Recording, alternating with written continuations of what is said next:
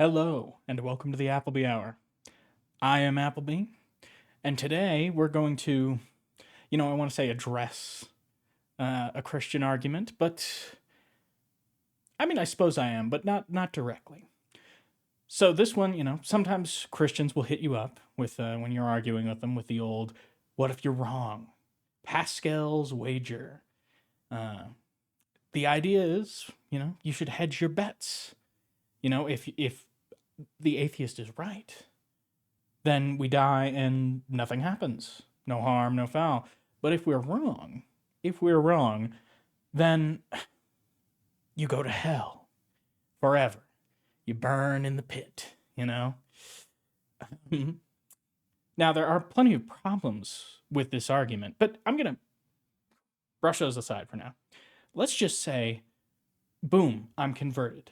I believe in the Christian God as described in the Bible. How does that change my worldview? What does this mean for me, right? Well, um, I don't. The Christians aren't going to like what I have to say. So Christians have this idea that because God created the universe, because God created us, that God defines morality, that it is His purview to tell us what is right and what is wrong.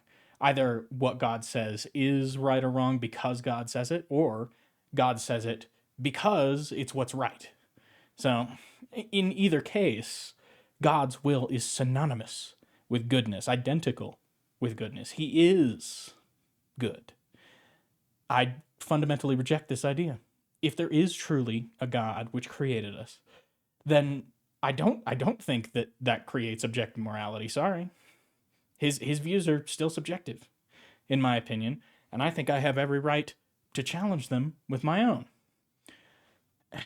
I don't subscribe to this idea that the divine authority hands down morality to us is nonsense.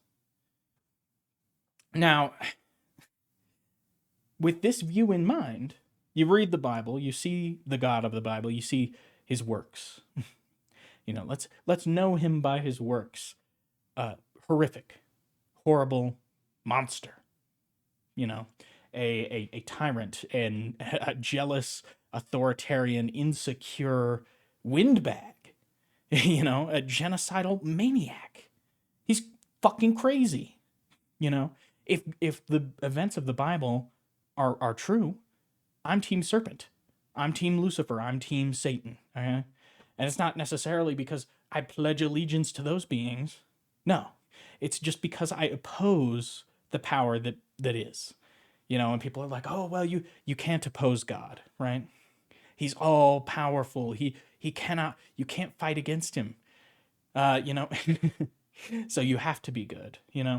It's one of the most jarring things you'll ever hear if you are an atheist is that Christians will come up to you and they'll tell you that like if it wasn't for God, I'd be raping and murdering and pillaging the countryside, and they just freely admit this as if it's a perfectly normal thing to think and say. Um, it's absolutely disgusting just to think about, and ugh, like that's not you being moral. That's extortion. That is blackmail. A person is threatening you. I will burn you forever unless you behave as I tell you to behave. That is not moral. That's that is the furthest thing from. And when we acknowledge the fact that God is not real, that there is no magic man up in the sky watching everything you do, there is no sandaled carpenter walking on water, not a thing. Um, then it becomes clear the motive, the purpose, the social function. Even if it wasn't formed to do that, is to control people. It controls people to make them act how you want them to act. Without they don't believe that people are intelligent, empathetic, that people are good enough to self-determine, to reach a moral end on their own. And sorry, I have a pretty pessimistic view of humanity. It is not that pessimistic. Okay. We are perfectly capable. And, you know, looping back around to Pascal's wager, the thing with Pascal's wager is if we're reading the Bible, it isn't even really perfectly clear that there even is a hell, especially if you read the original, like if you go back to the original texts. Very, very ambiguous as to whether or not this hell place even exists. But let's say that it does, just for sake of argument. The lake of fire, the burning forever, the horrible torment until the until the end of eternity. Forever.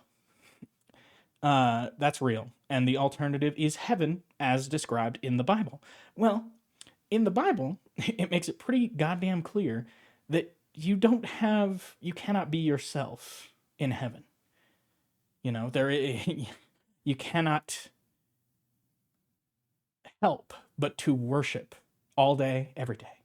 That's what heaven is. Earth is this testing ground that God has created for his children, the Heavenly Father, and we're his children, and he's placed us in this sandbox.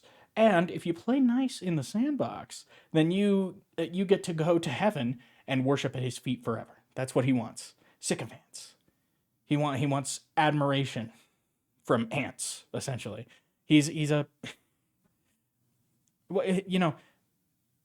just a loathsome creature, truly, if it exists. And if he exists, it should be our prerogative to kill him, to overthrow him. We say God is dead. Well, if he actually exists, then he isn't, and he needs killing still. That was the cultural God Nietzsche was referring to, the institution of God. That is dead. Now, whether or not God himself exists, it's another question. Not what he was talking about. Just want to clarify that. In hell, yes, you are tortured. Yes, you are in agony. But at least your mind, you are still what you are. You're whatever the soul is. Surely Christians believe that your mind goes along with it. So your soul goes there. It's just so clear to me that this God is not worth worshiping, not worth sitting at the feet of, no matter how pleasant that experience might be. I would rather keep my mind and go to hell. I partake of the fruit. That's my choice. If I'm faced with that choice, that's the choice I make. And I say that I've said this to Christians before in person, and they're always very upset by it. They're disturbed or angry. It's actually quite amusing. I want to end with one little side note. This is just like a bit of mythological, record keeping. The Bible is pretty goddamn clear that the soul does not exist. Like, the word that keeps getting translated into soul from Hebrew is nephesh, which means throat. It's a very physical idea. It's the center of the body is, for the Hebrews back then, the throat. We used to think of it kind of as the heart. Now, our modern society, we think of it as the brain, but the throat is a good candidate. I got to admit, air, food, blood to and from the brain. It's an important area. You don't want bad things to happen to your throat. But it also means sort of the breath of life, your being, your full being, and all the energy within it. And the Bible's very clear, I think, in that it's sort of a monistic view of reality. And the eldest heresy in Christianity, the major divergence in the early church, and one which Christians still sort of worry about today, and I think it's not totally without reason, is what became modern Christianity and the Gnostics. And the main difference between these two is that Gnostics believed that we can know divinity because we are divine, because we are divine beings, that there's some spark of divinity within us. Now, this is a dualistic view of the universe. And Christianity does not have that, at least early on. Like, it's interesting. Gnosticism kind of got folded into Christianity, and then it also got folded into esotericism and philosophy. So it sort of split. It wasn't allowed to exist as its own religious movement, and so it kind of merged into the existing Christian movements and into existing secular movements. And so its fingerprints are kind of all over the place. But the book of Revelation, it makes this really perfectly clear. New Jerusalem is this cube city with gates carved out of giant pearls. Sorry. Yeah, if you've ever thought about the pearly gates, they're not like golden gates topped with pearls or something. They're gates carved out of enormous single pearls, which is a lot cooler of an image, I think. And the streets are paved with gold. That is in the Bible. Transparent gold, actually. I was very happy that they represented that accurately in Hazbin Hotel, but that's a total aside. So New Jerusalem, heaven, will descend from the sky. And then that's where all the good people go. Like heaven, according to the Bible, does not exist yet. So Grandma is not in heaven. She is a rotting corpse. And when Jesus returns, he will resurrect everyone, every single person who's ever lived. You can get lunch with Einstein, Da Vinci, and Machiavelli, like whatever, take your pick. Any historical figure, they're all going to be raised from the dead. People from prehistory, just billions and billions of people. And the good ones will go hang out in New Jerusalem, and the bad ones will sort of be left to this ruined, fallen earth. And I guess maybe that's what hell is supposed to be. Hell is just earth apart from New Jerusalem. It's not super duper clear what's going to happen to the rest of us. So that's the real rapture. It's not like, they disappeared and now they're in heaven. No, it's like Grandma's rotting corpse is going to be risen up out of the grave, and it will become flesh and bone once again, and it presumably perfectly healthy as well. And then Grandma will go to heaven, when that happens. But heaven does not exist right now, because the Bible is pretty fucking clear. Monistic. This physical existence is a spiritual existence. It's the same thing. And I mean, there are parts in the Bible where people wrestle with God. It's like that shouldn't be possible if he's not a physical being. I feel like, I don't know. Christians drive me crazy, man. I wish they would just read their goddamn book. Anyway, I've been rambling about this whole Christian monism enough. Tell me what you think of my response to the existence of a God, because if the Christian God exists, I have got some choice words for him.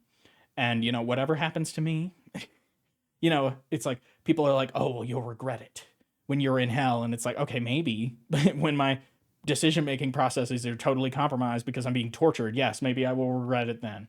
But it's the right decision. Sorry, just is. Anyway, yeah, leave your thoughts, share, blah, blah, blah, blah, blah, blah, blah. You get it. Thanks for watching.